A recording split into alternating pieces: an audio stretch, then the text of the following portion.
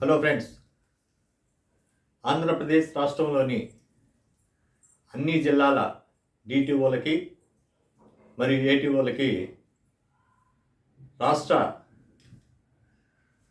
Treasuries and accounts director గారి నుండి ఒక మెమోని వాళ్ళు రిసీవ్ చేసుకున్నారు. మరి చాలా చిన్న అప్డేట్ ఇది, అందరికీ తెలియజేయాలనే ఉద్దేశంతో దాన్ని ఈరోజు ప్రస్తావిస్తున్నాను. మిత్రులారు ఎవరు కూడా స్కిప్ చేయకుండా పూర్తిగా వీడియోని చూడండి. ఇప్పటి వరకు అజయ్ కాలమ్ని కానీ సబ్స్క్రైబ్ చేసుకున్నట్లయితే వెంటనే సబ్స్క్రైబ్ చేసుకోండి. ఫ్రెండ్స్, ఈ నెల 26వ తేదీన రాష్ట్రంలో ఉన్నటువంటి అందరూ డిటిఓలకి ఏటీఓలకి రాష్ట్ర ట్రెజరీస్ అండ్ అకౌంట్స్ డైరెక్టర్ గారు ఒక సర్క్యులర్ మెమోని జారీ చేశారు.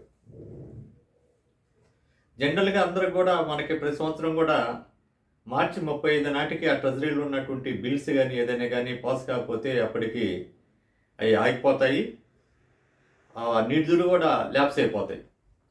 అదేవిధంగా 2024-25 సంవత్సరానికి సంబంధించి కూడా అన్ని కేటాయింపులు కూడా 31/3/2025 నాటికి ల్యాప్స్ అవుతాయి అనేటువంటి విషయం అందరికీ తెలుసు. 2025 మార్చి చివరి 2 రోజుల్లో, అంటే మార్చి 30వ తేదీ మరియు మార్చి 31వ తేదీ పబ్లిక్ మరియు జనరల్ సెలవుల కారణంగా ఆ రోజు సాధారణంగా ఆఫీసులు ఉండవు. కానీ ఈ 2 తేదీల్లో కార్యాలయంలోని సిబ్బందులతో కూడా అందరు అధికారులు కూడా హాజరు కావాలని, ఆఫీసులు తెరిచి ఉంచాలని, ప్రభుత్వం యొక్క లావాదేవీలన్నింటిని కూడా జరిపేదానికి ప్రతి ఒక్కరు కూడా కార్యాలయంలో ఉండాలని చెప్పి